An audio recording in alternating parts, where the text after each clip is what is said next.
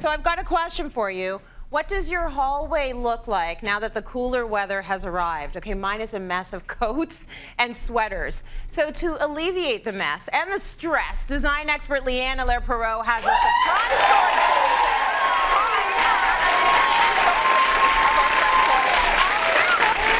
Yeah, because you walk in and then it's all the shoes from like all of Eva's shoes, Sydney's shoes, my shoes, Daddy's shoes, and then it's all the sweaters and all of the jackets. For sure. We need some help. Well, it's that transitional period in the season, right? Where we have so much stuff and you don't know what day you'll need it and what day you won't. So it all just piles up in the front hall. And let's be honest, a lot of people, including myself, don't have a lot of space in their front hall. No, we don't. For giant storage units. It's great to see all these ideas in magazines and on TV, but in reality, it doesn't always fit. No, some of us have really squeezed foyers. So if you do, you have come up with a little bit of a solution, a storage solution that is genius, because any designer would be 100% for any of these projects because they're pretty. Well, they're pretty and super functional. And the nice thing about this is if you don't even have space for a foyer table, like even something 16, 12 inches deep, this will be the solution for you. Okay. So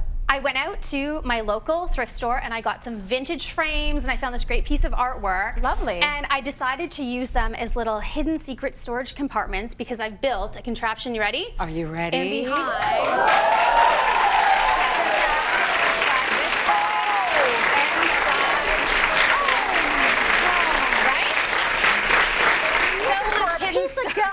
It's all those things that end up at the bottom of the purse. You can have them out. So keys, even a spot for your gloves and hats this time of year, plus doubling as coat hooks for those light jacket, scarves, hats. Now, there's a few things with this. It's fully DIY. I haven't done a real cost breakdown, but I'm going to guess all of this was probably done for about $150, and that includes my thrift store artwork. Beautiful. So equivalent to what you'd probably spend on a console table anyway. But there's a couple things that I want you to visually keep in mind before I show you how to make it. Okay. Number one, I built these frames really easily and affordably, but I painted them out the same as the wall color. You did, and that makes a difference. It does. And also because they float off of the wall, it gives this really cool effect for the artwork of floating artwork, but it also just from the side makes it blend away and go away. That's right. And then the other thing is, which I'm going to talk about, using these sliders and building out these extra compartments in here so you can use the compartments just when you need them, which I love. So the sliding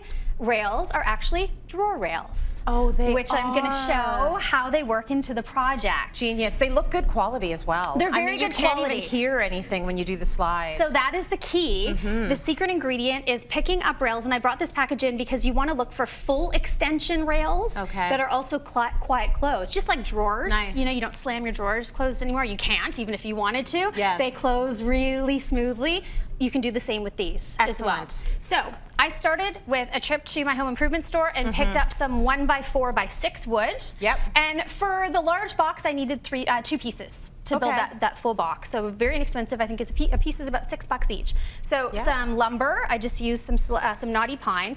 Now you want to measure out the size of your artwork that you're going to be using this for and make it about 3 inches smaller than that for your frame. So it's hidden. General rule of thumb.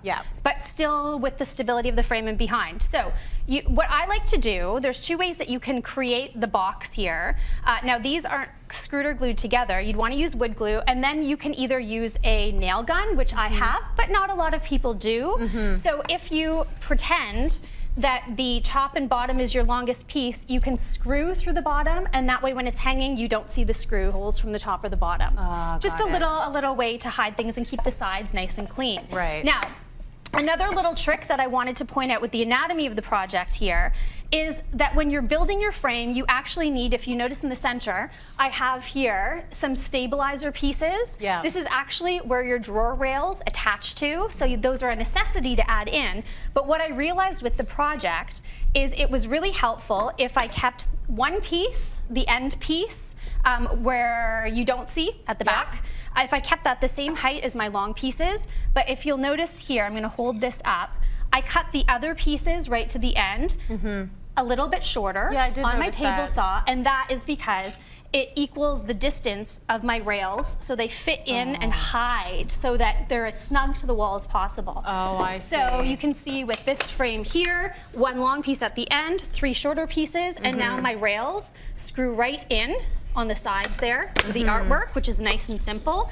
And then so the last flush. thing, it's flush, exactly. And then the last thing is you can either take a piece of wood cut to size, so now you could just paint that if you wanted and add some coat hooks, or as I did, some inexpensive vintage frames, a little construction adhesive on there, hang some hooks on that, and it just gives you that little added element of something vintage, something unique, something fun for your space. You can totally spray it all out and do whatever you want. You can put chalkboard paint on that. I was just gonna say, you could make it message boards. Exactly. Excellent. Exactly. So we like to put all of the instructions, and I know it's super simple, but if we'll people still do want to instructions. follow along step by step, we put that at cityline.tv so you can make the projects.